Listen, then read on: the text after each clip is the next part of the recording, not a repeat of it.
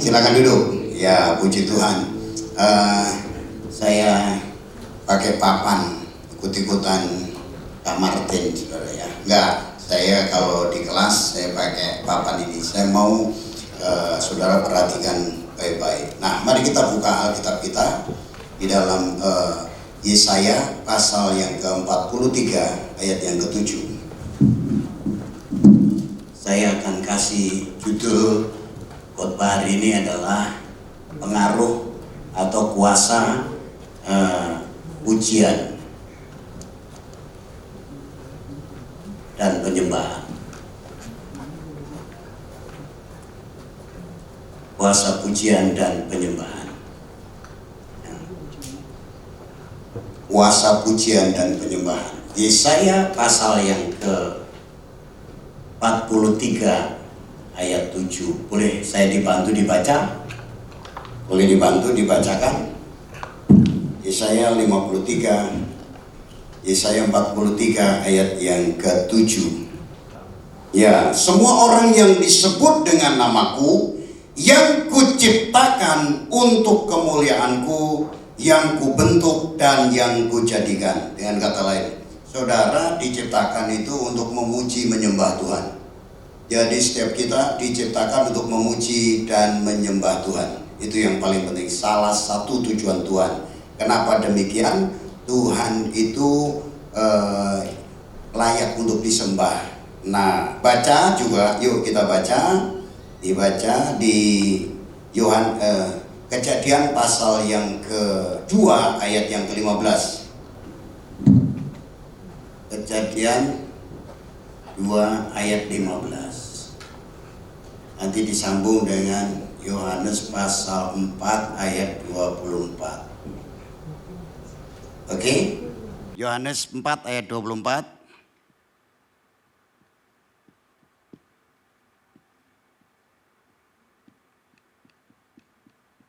Yohanes pasal 4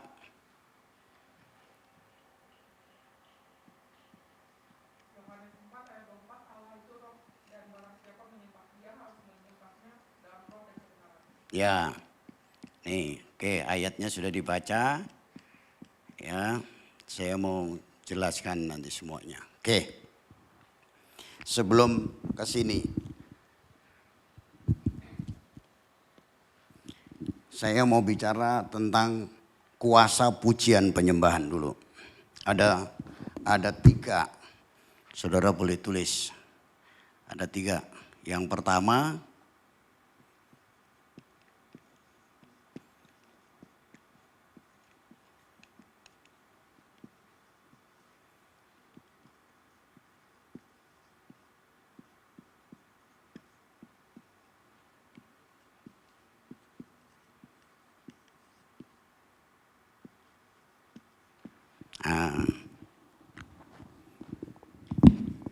saya turun bisa ya, diambil gambarnya ya. Ya. Jadi tujuan Tuhan menciptakan kita untuk menyembah Dia. Kemudian pengaruh atau kuasa atau dampak dari pujian penyembahan ada 3. Ya. Yang pertama itu untuk Allah. Untuk Allah. Saya nggak akan definisikan. Saya memberi contoh. Ya. Satu hari saya habis, biasalah dulu nganter Giovanna, nganter Priscilla, ya terakhir nganterin Karen ya. Sebelum nganter setiap pagi punya kebiasaan saya untuk saat teduh, baca firman, doa, nyembah Tuhan gitu ya.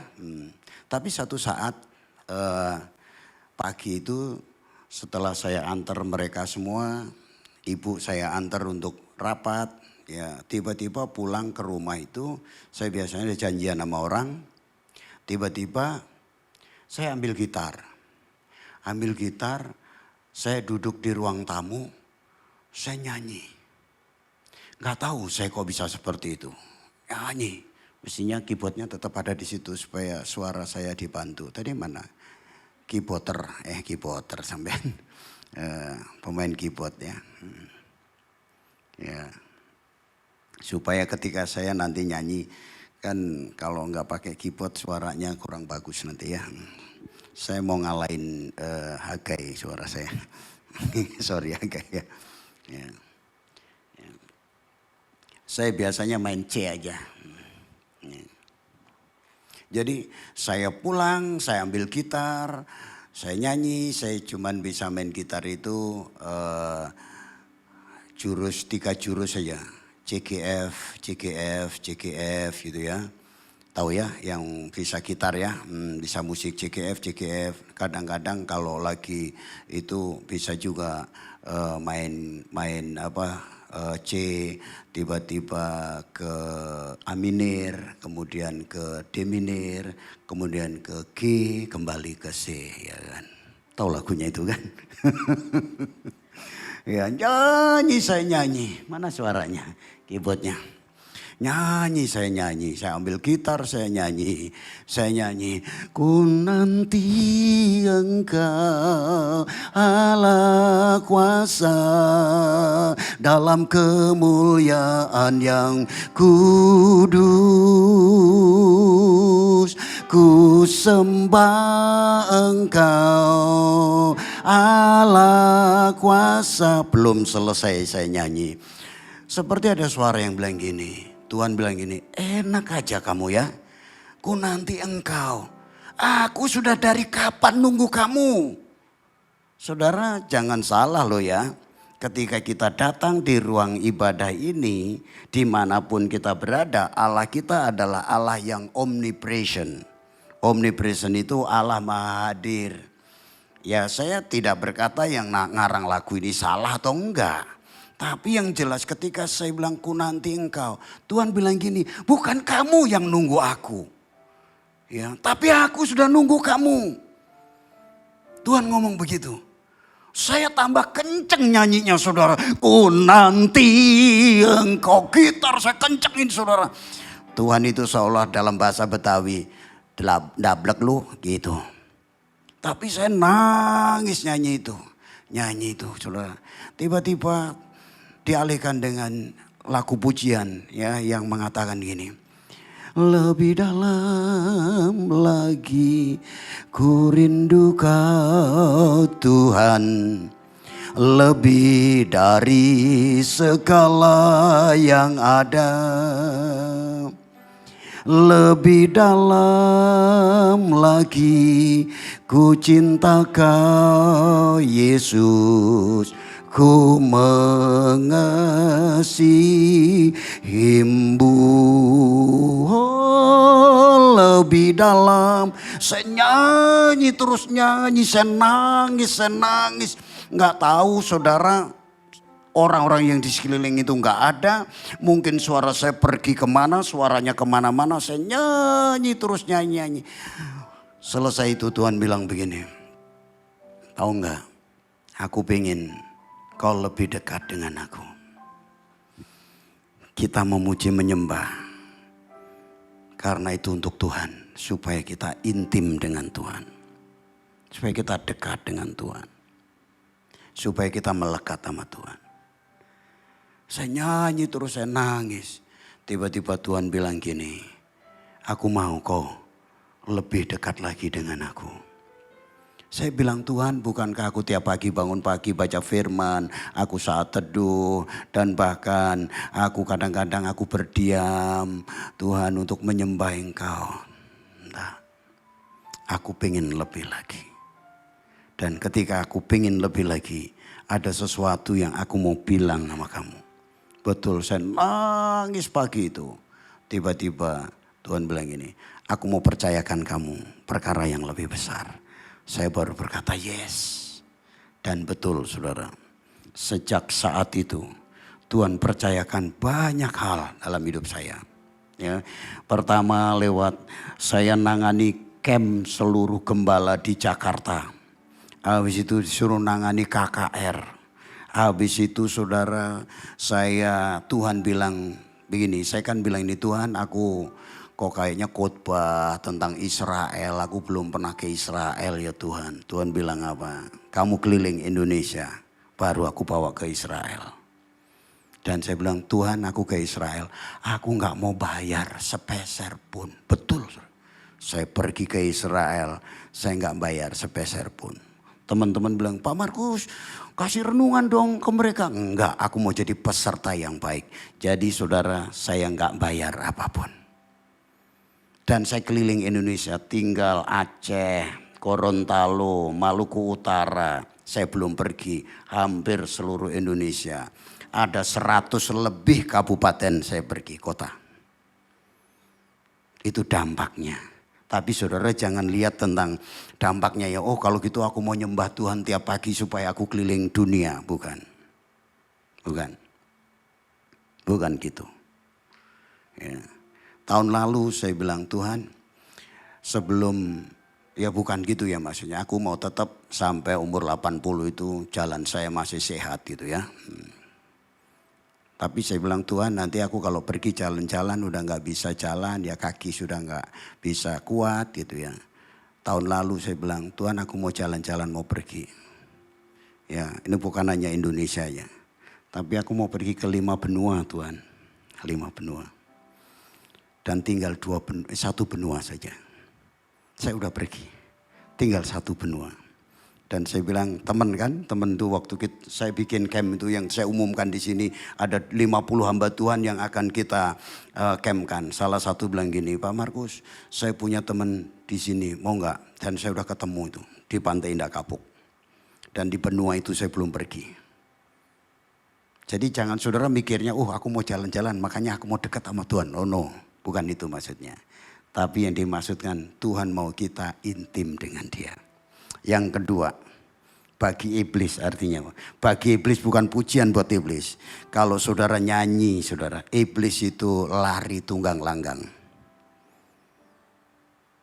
Kakak rohani saya sudah 20 tahunan gak ketemu di sekolah Alkitab. Saya bilang, Om ngapain di sini? Aku mau sekolah. Loh Om dulu belum sekolah? Belum, aku belum selesai. Oh iya, cerita dia. Saya sekarang ada jemaat di sini. Oh dia ceritanya itu betul-betul mujizat. Dia bilang, saya kan dari waktu saya ketemu di Jawa Timur itu dia masih kayak ya jadi pengerja lah istilahnya. Jadi satu saat ada di Tangerang tuh dikasih tahu kalau kamu pengen punya jemaat, kamu doain orang sakit, ngusir setan, baru itu jadi jemaat. Betul, dia doa puasa. Selesai doa puasa, dia pergi ke satu tempat. Dia minum teh botol di warung itu, nanya di situ. Ya, Ci, di sini ada orang sakit nggak Ci? Katanya. Oh ada itu di belakang. Sudah bertahun-tahun sakit. Kaget dia, kalau nanti aku doa nggak sembuh gimana ya? Oh ya Ci, minggu depan aku datang lagi. Dia pulang bawa timnya. Datang ke situ beberapa orang bawa gitar kopong saja, ya. Datang ke situ, Ci, aku mau berdoa yang sakit. Oh ya ada di belakang. Dan sebelum doain itu, dia sama keluarganya dia bilang gini, boleh nggak aku di ruangan ini nyanyi? Jadi yang sakit itu ada di kamar, sudah bertahun-tahun maaf tidur di situ, makan di situ, apalagi itu saudara tahu, nggak bisa apa-apa. Timnya ini berapa orang? Nyanyi, lagunya sederhana sekali. Lagunya cuman haleluya 12 kali. Haleluya 12 kali. Haleluya. Tinggi. Haleluya. Haleluya. 12 kali ya. Nyanyi haleluya. Diulang-ulang 12 kali 4 berarti berapa? 12 kali nyanyi, 10 kali berapa? Enggak maksudnya ini. Nyanyi terus nyanyi. Kira-kira 15 menit apa yang terjadi? Orang yang sakit yang tidak bisa apa-apa itu lompat keluar dari kamar. Terjadi mujizat. Luar biasa. Saya merinding cerita begitu. Ternyata orang ini bukan hanya sekedar sakit biasa. Tetapi dia juga kena kuasa kegelapan. Dan akhirnya keluarga itu percaya kepada Yesus. Jadi nyanyi itu, memuji Tuhan itu ada kuasanya. setan akan lari tunggang langgang. Jadi kalau sama temen lagi ribut gitu ya, jangan terus aku mau nyanyi di depanmu ditampar itu saudara. Jangan gitu. Artinya hatimu itu memuji menyembah Tuhan. Ya. Kalau ribut sama temen artinya diem, doain nyembah sama Tuhan. Itu yang kedua. Yang ketiga bagi manusia. Yang ketiga bagi manusia. Ini lebih dahsyat lagi. Ketika saudara memuji menyembah Tuhan, engkau akan dapat kekuatan yang baru. Saya tahu ini temanya bulan ini adalah hidup dalam kemenangan. Saudara mau mengalami kemenangan dalam pergumulan. Saudara ketika menghadapi persoalan apapun, saudara datang sama Tuhan. Ngadu sama Tuhan, nyembah sama Tuhan. Saudara tahu pasti tentang apa yang saya alami dalam penggembalaan. Ya babak belur sampai teman-teman itu ngelihatnya, tim kami itu ngelihatnya kasihan ya Pak Gembala ya gitu loh. Kasihan. Saya memang sama tim gak cerita pun mereka tahu. Tapi saya lebih banyak. Saya masuk ke kamar. Saya hanya menyembah Tuhan. Saya bilang Tuhan. Sakit Tuhan ini rasanya Tuhan. Jadi menyembah itu sekaligus ngadu. Ya bukan murni menyembah saja. Saya ngadu. Tanyain Priscilla, Karen tahu nggak ketika saya berkeluh kesah nggak tahu. Karena saya masuk kamar saya ngadu sama Tuhan. Saya nangis di hadapan Tuhan. Dan saya cerita self talk. Do you know self talk? Self talk itu ngomong sendiri bukan seperti orang gila. Kalau di kamar ngomong sendiri nggak apa-apa ngomong sama Tuhan. Tapi kalau di jalan ngomong sendiri itu baru orang gila. Ya.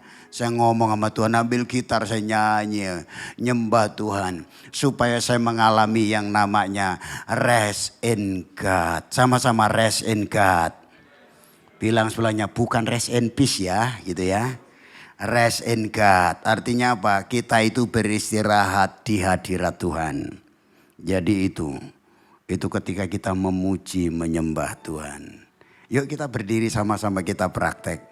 Yuk kita nyanyi menyembah Tuhan. Yuk kita berdiri sama-sama. Kita praktekin ini saudara. Haleluya. Gak apa-apa pokoknya bunyi-bunyi gitu aja ya. Siapa tahu saya langsung bisa ini. Kurang tinggi naikin lagunya, kurang rendah turunin saja ya kan. Ya. Ku kagum hormat akan Engkau. Ku kagum hormat akan Engkau. Kau Allah yang layak disembah.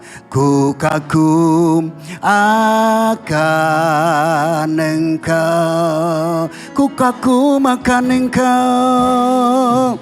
Hormat akan Engkau. Ku kagum hormat akan Engkau.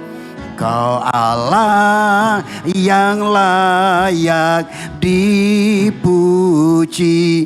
Ku kagum akan Engkau.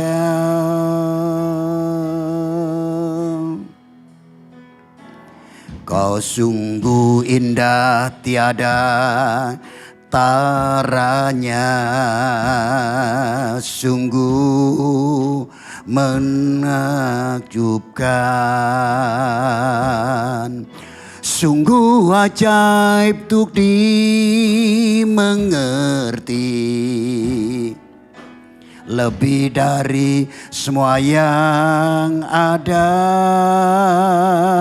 hikmat-Mu tiada terselami. Kasih-Mu dalam tak terduga. Kau sungguh indah tiada taranya, mulia dan berkuasa. Ku kagum hormat akan Engkau. Ku kagum hormat akan Engkau. Kau Allah yang layak dipuji, ku kagum akan Engkau. Ku kagum hormat akan Engkau. Ku kagum hormat akan Engkau. Kau Allah yang layak dipuji, ku kagum akan Engkau. Ku kagum akan Engkau. Ku kagum akan Engkau.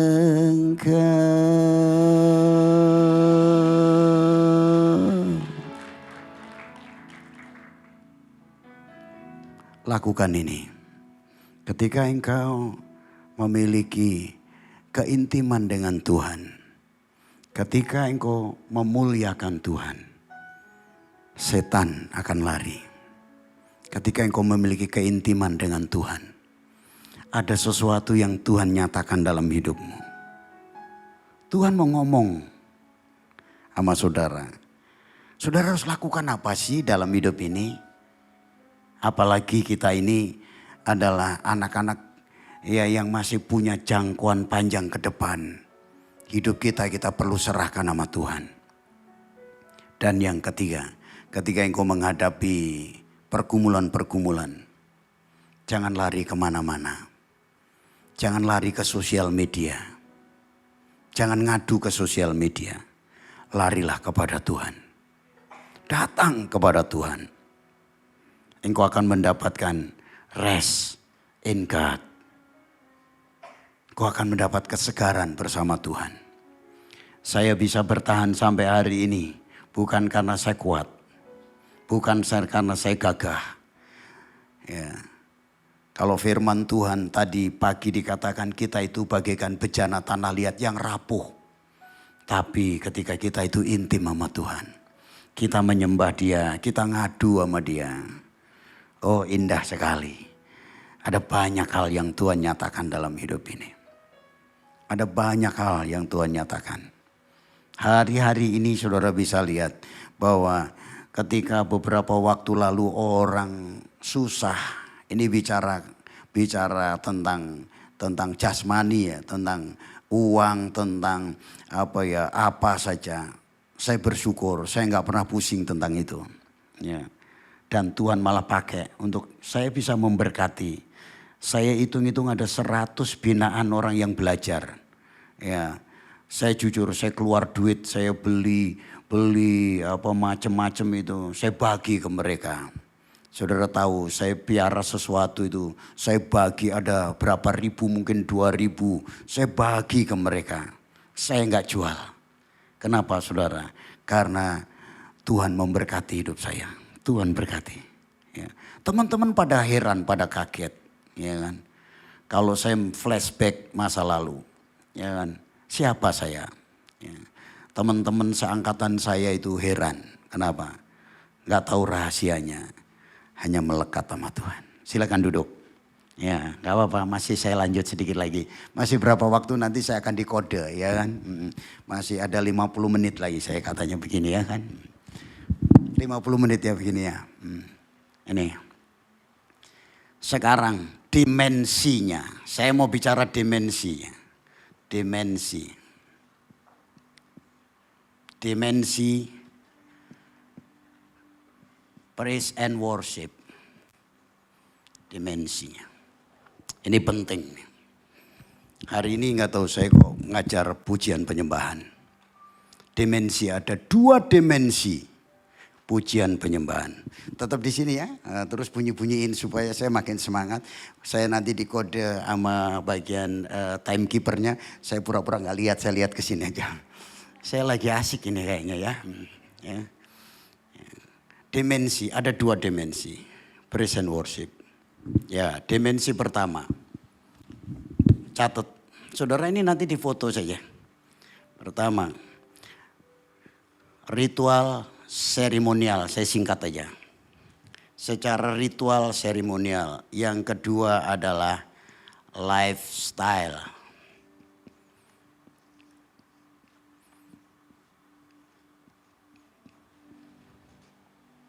Betul ya? Tulisannya ya. Ini ritual seremonial. Apa maksudnya? Habis itu selesai. Diulang, minta tolong diulang baca Kejadian 2 ayat 15 dan Yohanes 4 ayat yang ke-24. Oh ya, di depan sudah ada ya. Ada yang bisa bacain yang suaranya keras? Suaranya keras? Ya. Siapa suaranya keras bisa baca? Siapa? Kamu namanya? Geral ya, Geral. Coba itu baca yang keras. Coba Geral. Geral ya, ya baca.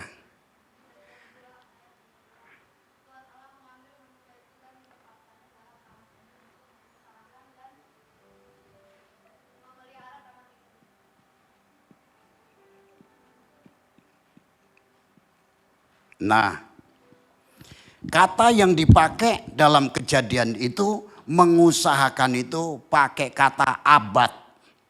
Abad berkembang dengan kata ebed. Kemudian dalam bahasa Arabnya adalah abodah. Dalam bahasa Indonesia ibadah. Abodah, abad, ebed itu diterjemahkan juga bisa dengan kata abdi. Bahasa Arab Abdul loh. Nah ini pengetahuan ya, tapi ini penting. Abdullah artinya abdinya Allah. Bahasa aslinya, bahasa Alkitabnya adalah Abdiel. Abdiel, El itu adalah Elohim. Jadi dengan kata lain saudara, manusia ditaruh di Taman Eden itu fungsinya untuk menjadi abad. Artinya untuk work, artinya untuk worship, artinya untuk praise, artinya untuk service. Akhirnya menjadi servant. Jadi pelayan. Tadi firman Tuhan Yesaya pasal 43 ayat yang ke-7. Kita diciptakan untuk kemuliaan Dia, yaitu memuji menyembah.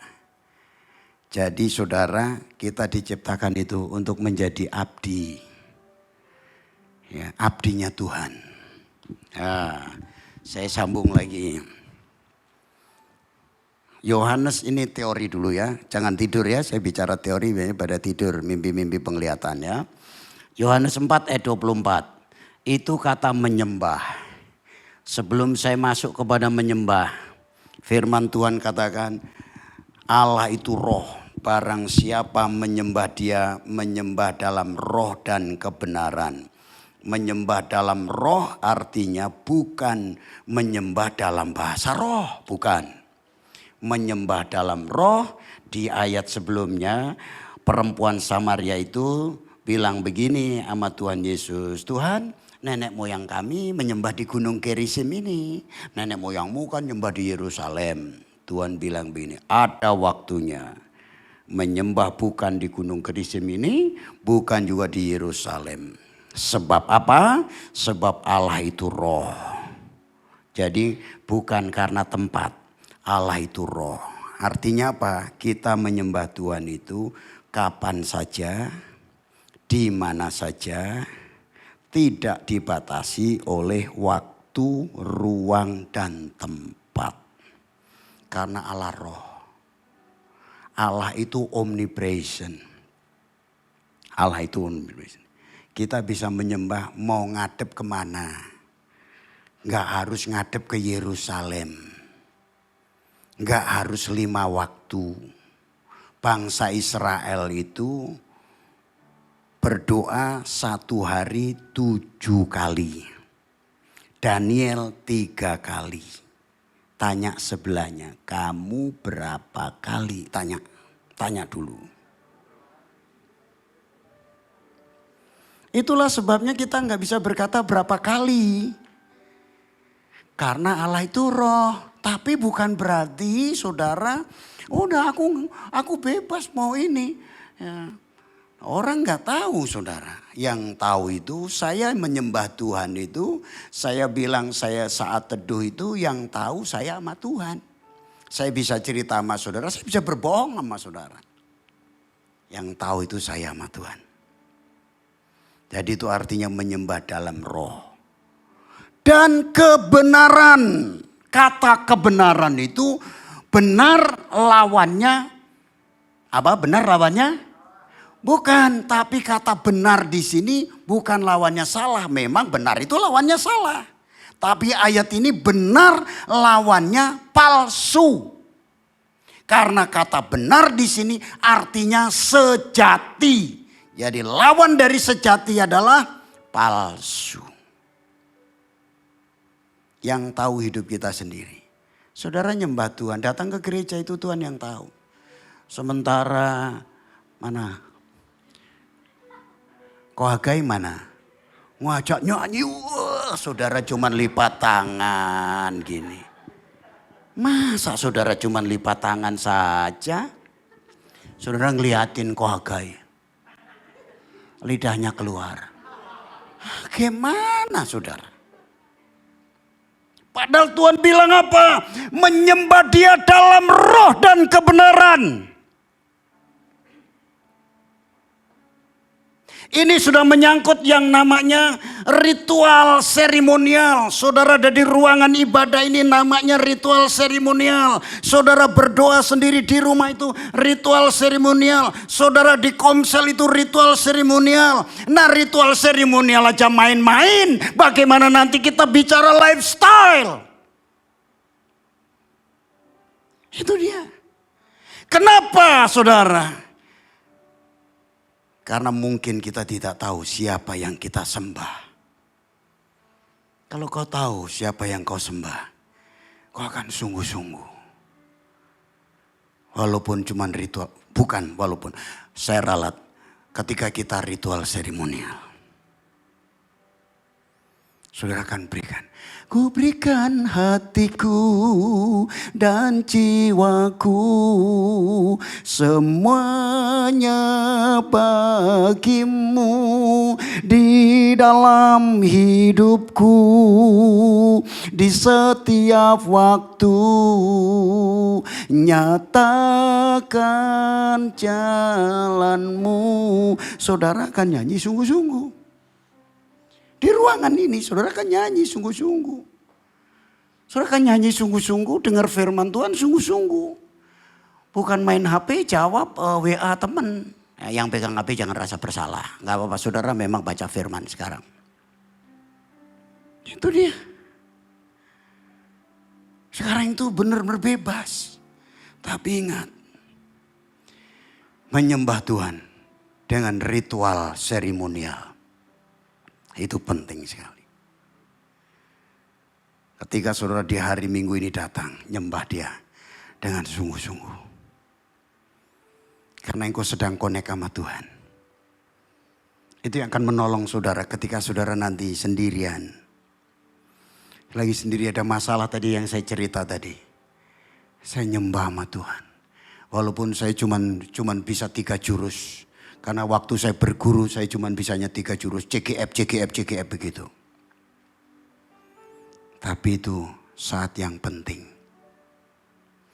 Ritual seremonial. Lawan dari kebenaran adalah palsu. Kepalsuan itu artinya apa? Pura-pura datang ke gereja. Pura-pura nyanyi. Semuanya serba pura-pura. Padahal hatinya enggak nyanyi. Tapi yang sejati ada rasa haus. Pengen menyembah Tuhan. Pengen dapat sesuatu. lewat pujian penyembahan, dan nanti dilanjutkan dengan firman Tuhan. Dan seluruh rangkaian ibadah dari awal sampai akhir saudara lakukan. Ada waktunya nanti, ada penyembah yang benar. Kata benar tadi itu adalah sejati. Lawannya berarti ada penyembah yang palsu. Dia akan menyembah dalam roh dan kebenaran. Mari saya mau dorong saudara. Itu yang pertama, bagian yang ritual lifestyle. Kata yang dipakai. Saya minta waktu dikit ya, kata menyembah ini kalau ini dalam bahasa Alkitab PL ya, dari kitab Ibrani. Kalau ini dalam perjanjian baru namanya proskuneo.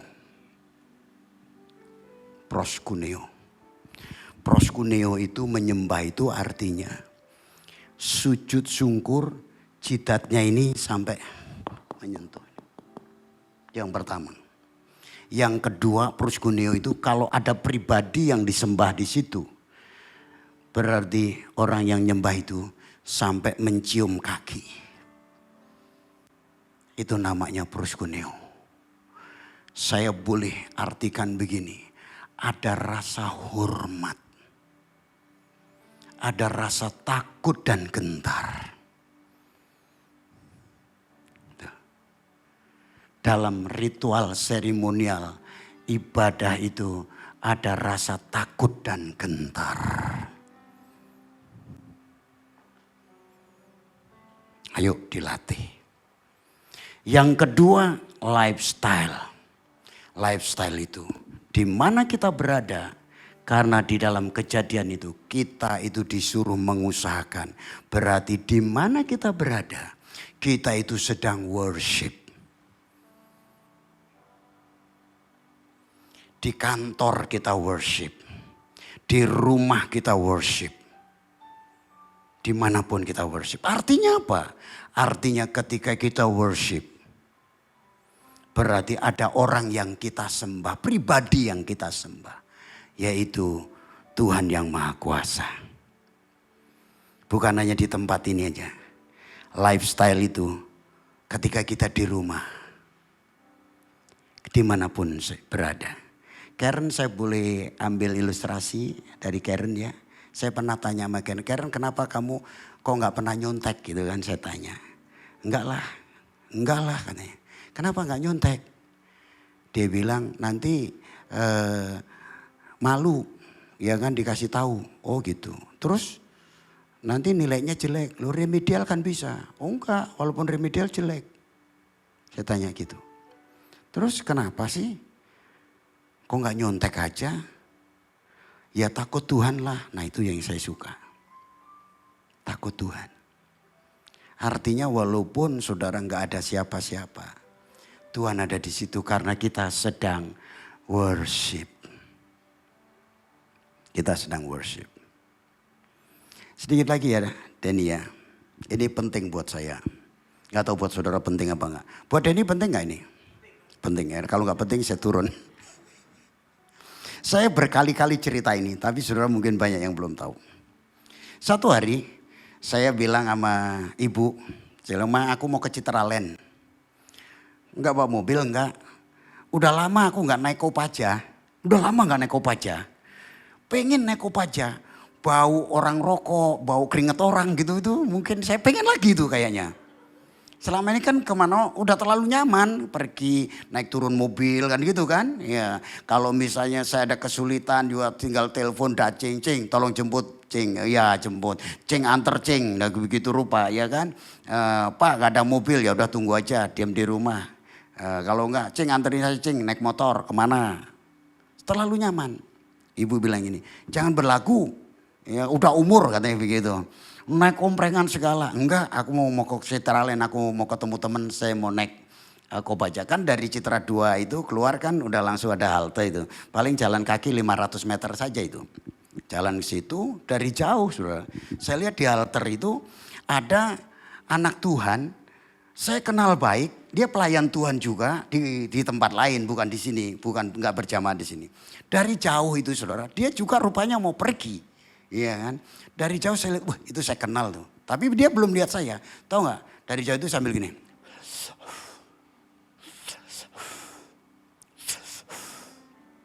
Saya makin dekat.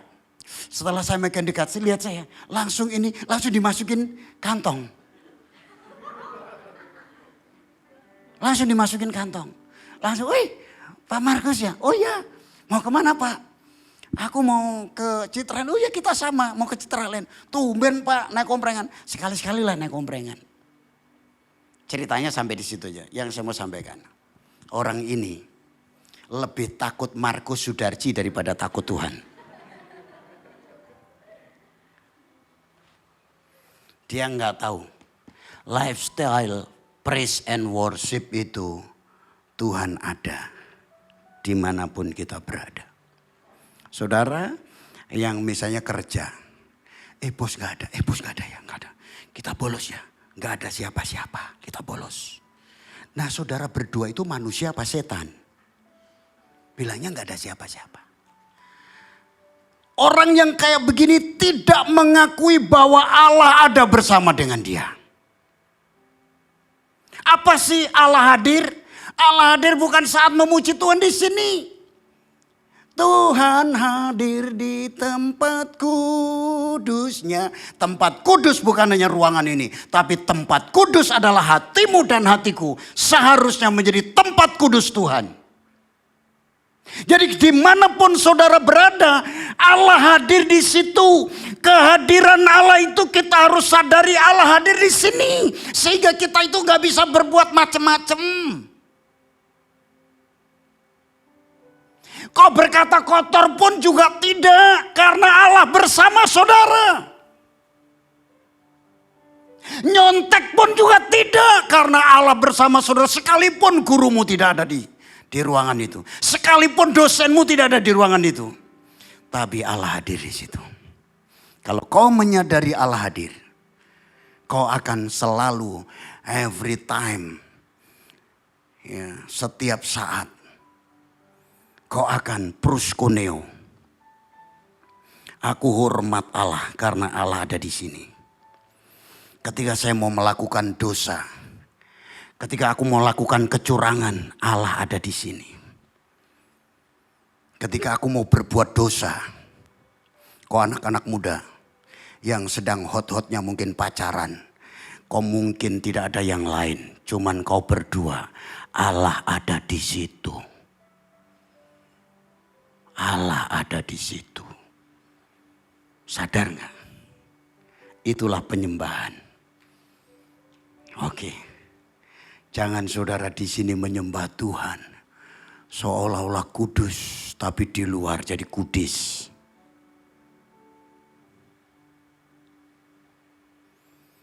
Bilang sebelahnya, serius ya? Kok saya lihatnya serius semua? Lebih dalam lagi. Yuk kita berdiri sama-sama.